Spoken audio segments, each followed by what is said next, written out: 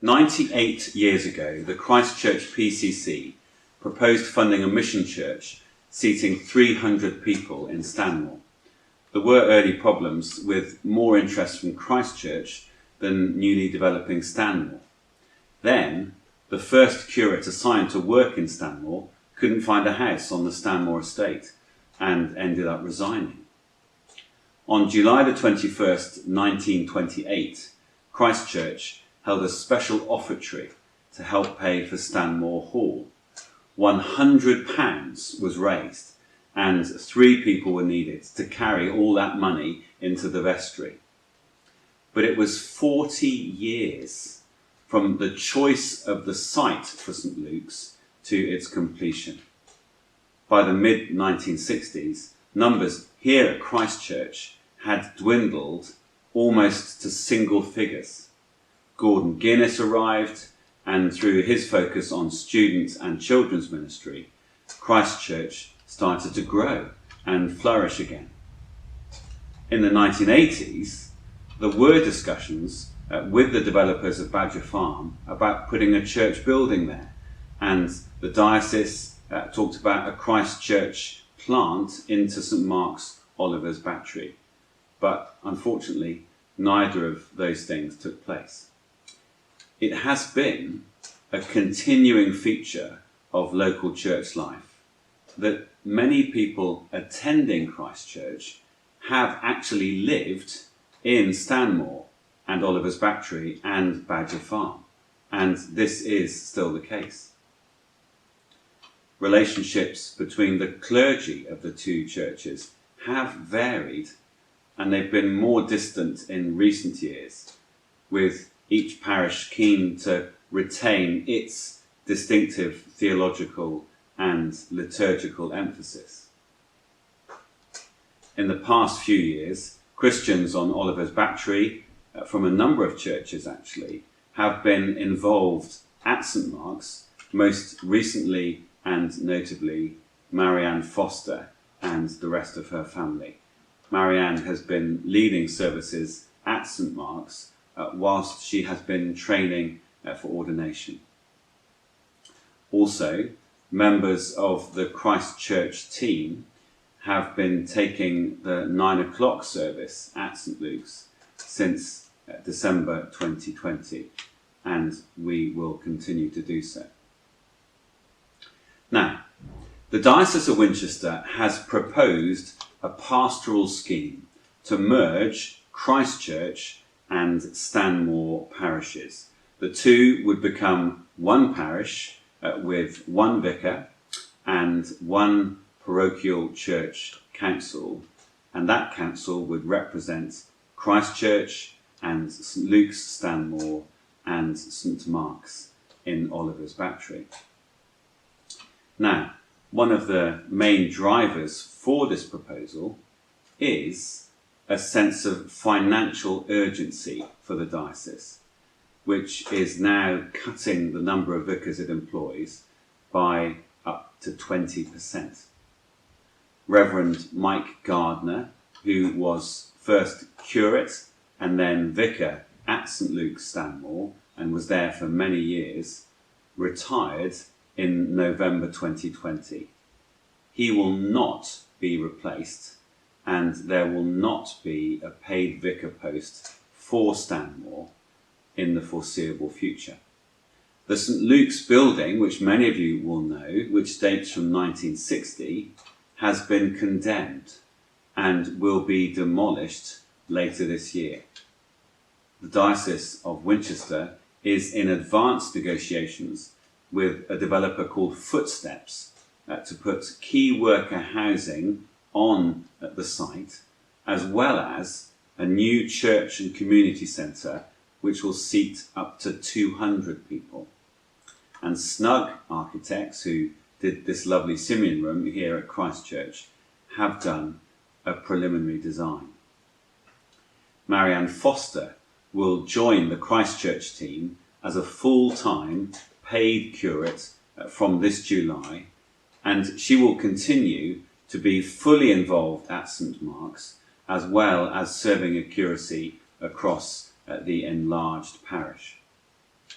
the Christchurch PCC has met twice, both with Bishop David and our Archdeacon Richard, and the first of those meetings was a joint meeting with the PCC at Stanmore. This is a new beginning for Christchurch. You probably remember that we committed last year to being, and I quote, a flourishing and generous centre of Christian worship, mission and discipleship. And in our planning, which to be honest has been largely torn up by COVID-19, we had committed to planting a church in the next couple of years. Now, as your PCC, we believe that this proposed merger of parishes is an excellent way for us to fulfil our vision of strategic generosity.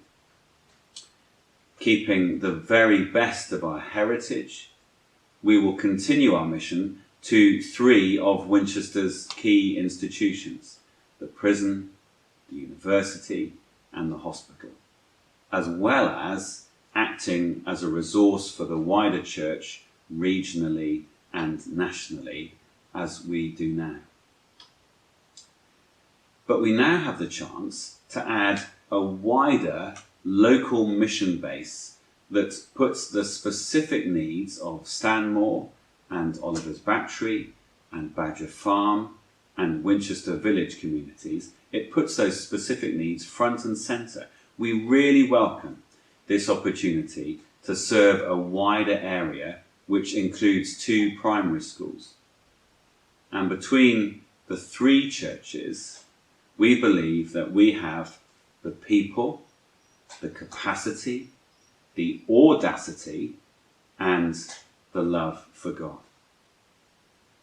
And rather than keep on trying to max out the site here on Christchurch Road, we now have the opportunity to create 1 new parish with 3 distinct worship centres, generously served by 1 vicar and church council and staff team and set of lay leaders. Relationships will be paramount, primarily within our 3 church communities and of course more widely. We will give ample time to get governance and logistics right, but relationships come first. We realise that for Stanmore Parish, this will be a time of loss and fear that they are being taken over. We've arranged that our July church prayer meeting will be held at St Luke's in Stanmore, so that we as the congregation here at Christchurch can see the building and we can hear the story of God's work there over the years, and we can mark with them the end of a chapter of ministry in that particular building. As a PCC, we believe Christchurch can bring great things to the proposed new parish.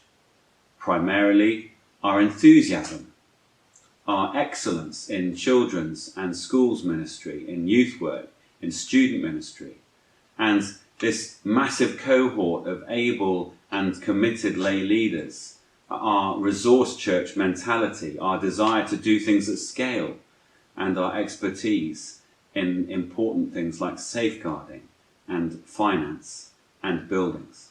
We look forward to planning with St Luke's and key Stanmore leaders and groups a 2-year programme of community engagement that will take place prior to the opening of the new St Luke's Church and Community Centre, just to help us get in there on the ground. The key words we believe should describe the newly opened St Luke's are these, and we really look forward to putting flesh on these ideas in the coming months. The words are community, mission, new life, young families, Stanmore School, students. And we look forward to current Christchurch members joining the new St Luke's Church to serve God in Stanmore in preparation for the opening of the new church centre there, we think in a couple of years' time, as well as welcoming people from St Mark's and St Luke's to serve in ministry teams across our new and larger parish. We will offer a chaplaincy team to support the current St Luke's congregation over the next few years in which they're going to be without a building. And we're also going to invite the current St Luke's congregation to take a full part in the seniors ministry that we already run here. We also look forward to providing staff team and lay leaders to help resource the growing numbers at the newly refurbished St Mark's Oliver's Battery. We're going to establish a local leadership team there, and we are already exploring the idea of a 4 o'clock service there for families right across the new parish, as we have found in these last few weeks that this is a really good time, 4 o'clock on Sunday, for families who have sporting or other Sunday morning commitments, and we will keep you briefed about those discussions. What will the cost be? Well, first and foremost, change, more change. After a year of lots and lots of change, some of us have got a great appetite for that, others may be a bit weary, but there will be change. The proposal is that the new St Luke's Church and Community Centre does come at zero cost to the diocese or to the newly enlarged parish. Here at Christchurch, we've already started a church plant fund and a community fund, and we look forward to being able to contribute generously to fund practical needs and start-up costs in the next few years. We've already agreed to give £5,000 to St Mark's to help with the building of a new kitchen there, so it can be a much better community resource. This will make room for lots more leaders and volunteers to serve across the 3 churches. For those who are frustrated or feel overlooked or feel underused, this is excellent news. Whilst the formal consultations are still ahead of us, as your PCC, we commend this scheme wholeheartedly to all of you. We will keep you fully posted as the consultations continue, and the diocese currently expects this to go through this autumn. It is a very exciting time.